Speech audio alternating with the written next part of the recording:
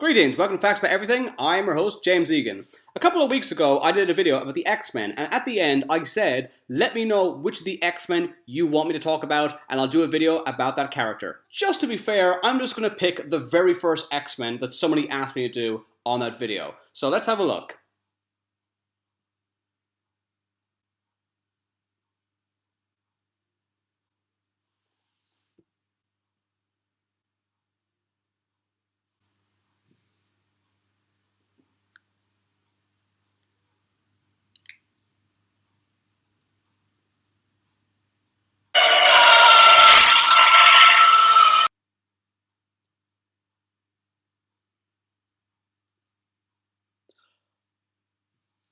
This is Jubilee. I know people mock Jubilee, but she's actually a really interesting character. She isn't, but I have to say that. People just see her as that mutant that shoots fireworks or whatever. But actually, did you know that Jubilee is a vampire? And that is the first fact about the mutant superheroine, Jubilee. Let's dive in.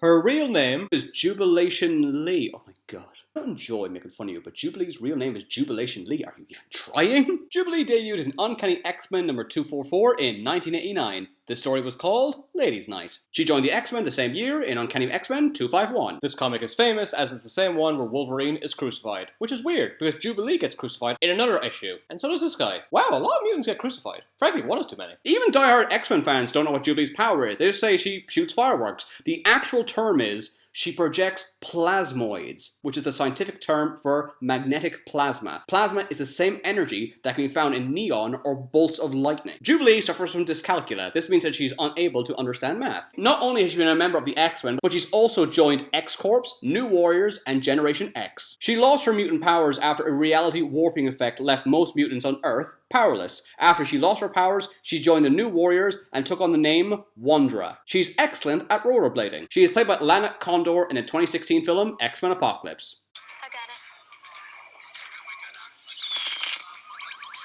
See, in that movie, the X-Men fought Apocalypse. She cheated at a video game.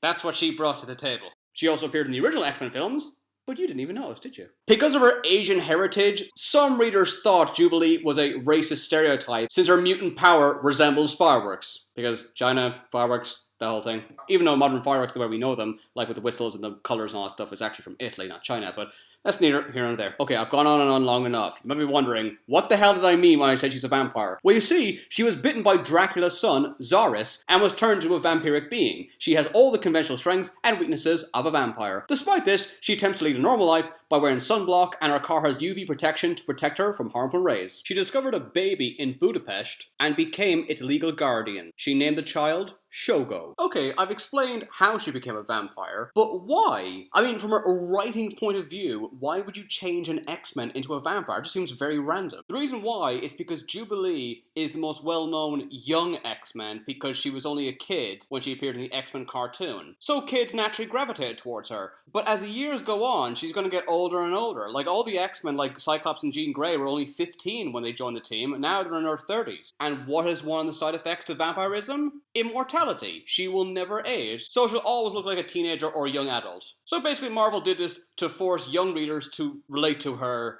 forever. Her mutant powers are much more deadly than you would imagine. If she concentrates, she can detonate matter on a subatomic level. Another mutant power Jubilee has that even her biggest fans don't realize is psionic shields. Jubilee's mind has an automatic defense against telepathic attacks. She was an expert gymnast and actually qualified for the Olympic Games. She was originally written as a sidekick to Wolverine, which is kind of weird because why would you make the character that's meant to make kids gravitate towards the most team up with a guy who's skewered about 9,000 people? And finally, all jokes aside, Jubilee is actually extremely important because she was the first mutant that we see properly in the X-Men cartoon. I mean, the first mutant we actually see is Sabretooth, but that's only for a couple of seconds. The entire show begins with Jubilee just discovering that she is a mutant. The writers decided to do this because Jubilee was a very young character. She's only about 15, 16. So they thought kids watching this would relate to Jubilee the most because she was a teenager, she felt different and confused, and people didn't get her, and her body was going through changes. Sit down, kid.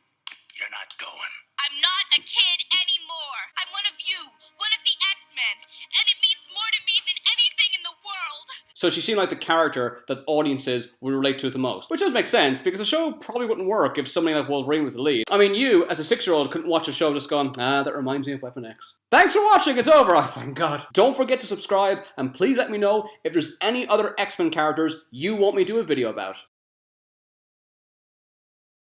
To learn more facts, check out my books on Amazon. They're available on paperback and Kindle. Thanks for watching, see you again.